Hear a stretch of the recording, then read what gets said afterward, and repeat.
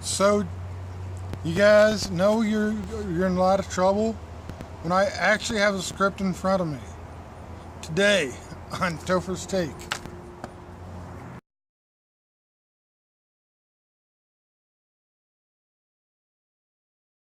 So today's take is going to be a little bit different. Tomorrow I am leaving for a music festival known as Audio Feed, where I will be doing 3 interviews right here for this channel, right here. And I got to thinking a little bit about this, and I'm like, what would it look like for somebody interviewing me? And I developed that thought process some, and there's some tags like the Christian tag, or the ungoth confessional, or this tag, or the inspirational tag, or that tag, and I'm like, I could do one of those. So without any further ado, I present to you the Christian Goth tag. I will be reading these questions and answering them.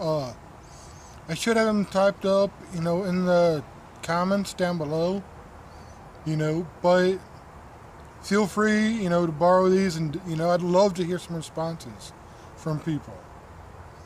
Alright, so here we go. First question in the Christian Goth subculture tag is, are you saved and are you baptized? Yes and yes for me on both accounts. Do you have a favorite book or favorite book of the Bible? I can't say I have a favorite book. I do enjoy some C.S. Lewis. If I had to pick one of his books, I'd say the Screwtape Letters. But that's just because I got done reading that. And for me, my favorite book of the Bible would be Jeremiah. I dig that guy. As well as Lamentations. What is your favorite Bible verse? Jeremiah 29:13. And then you will seek me and you will find me when you seek me with your whole heart. Favorite band, Christian and or secular? Ooh, this is a tough one, and I expect it to be a tough one for a lot of people. I'd have to say one of my all-time favorites, though, is Demon Hunter. And you really can't see this, but True Defiance might be my favorite album by them. This came as a bonus on the special deluxe, edition of that album. Are you active in the arts? Like, do you play an instrument, or, paint or write? I do a little bit of writing, like some poetry or prose, but that's about it. Are you using those talents or gifts, to glorify God? I'll admit, I don't think that I am. Because while I write some poems and stuff, I really don't share them that much. I write mainly, for me, to get my thoughts out. And I don't really share them that much. Do you feel confident or comfortable interacting with other Goths, or Goth people online or in your life? Why or why not? I do not know too many Gothy people in your life, so I can't really say how I react to them. But I do know that I talk to a lot of Goths online. A lot of Gothy people online, and I have no problems interacting with them online. It's just, interacting with people in real life, that I have issues with. How do you interact with other Christians? Oh, you see, this is a tough question for me. I think I interact pretty well with other Christians because, I just enjoy making small talk and, hanging out with them. When I do hang out. How do you feel the church could better respond or accept those involved in the subculture? I think understanding would be a key point, that just because I look like this, does not reflect a thing about my faith, or Christianity. It's just a style I choose to dress. That says nothing about the man underneath all this. Do Christians give you weird looks or compliments? I'd say a little bit of both. I mean, people give me weird looks all the time, until they see, like, I have a sticker supporting the local Christian radio station, or, a sticker that says free prayer, on my tablet, and they're like, oh wow, you're a Christian, that's awesome, man. And then they give me compliments. How do those in your home church treat you? I am lucky. I feel I'm one of the lucky ones that those in my home church, accept me, for who I am and all my dark craziness. How do others in the subculture treat you once they find out that you're a Christian? The subculture, I think, does a lot better job of accepting others in a lot of aspects than the church does.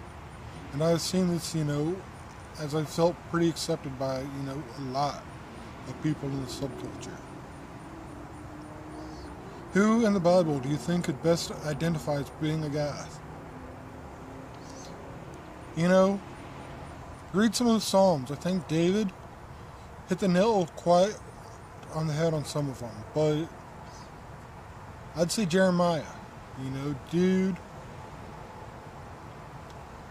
saw a lot of bad things go down. He saw his loved ones die. He saw Jerusalem fall, and yet, his faith was never shaken. I think he could identify, a lot with seeing the beauty in the darker things, because he said, in the middle of the Lamentations, God's mercies are new every morning. And how great is God's faithfulness. I think Jeremiah, hands down, could get it. What verses in the Bible do you use to defend your parents' hair color, tattoos, piercings, or whatnot to other believers? I think I used this one a couple weeks back, but the Bible says love the Lord your God with all your heart, with all your soul, with all your mind, and all your strength. It says nothing about love the Lord your God by how you dress or your appearance. And if you can love the Lord your God with everything you have and still dress like this, by all means, go for it. Do you think there's a lot of music or media available to Christian Goths? Yeah. But I don't think it's going to drop in any of our laps. I think we have to go out and look for it and pursue it. There's, things like the Metal Bible out there. There's various bands. There's various groups. There's even a couple of scary Christian movies. Like Ted Decker's 3. Are you involved in a subculture ministry like the Silent, Grave Robbers, Sanctuary International, or ChristianGothy.com? And I want to clarify that being involved in them on social media does count for this. And yeah, I did a podcast with the guys with Pastor Bob from Sanctuary a couple weeks back, and I'm friends online with a lot of people from a lot of these different groups. And the last question. Do you have a funny or sad story about people's reaction to you being involved in subculture and a Christian? This is probably the best story I have about people's reaction to me. Is when I was a mall rat or a mall goth, one of my good friends used to always go out and smoke. And he used to always announce, hey, I'm going to smoke.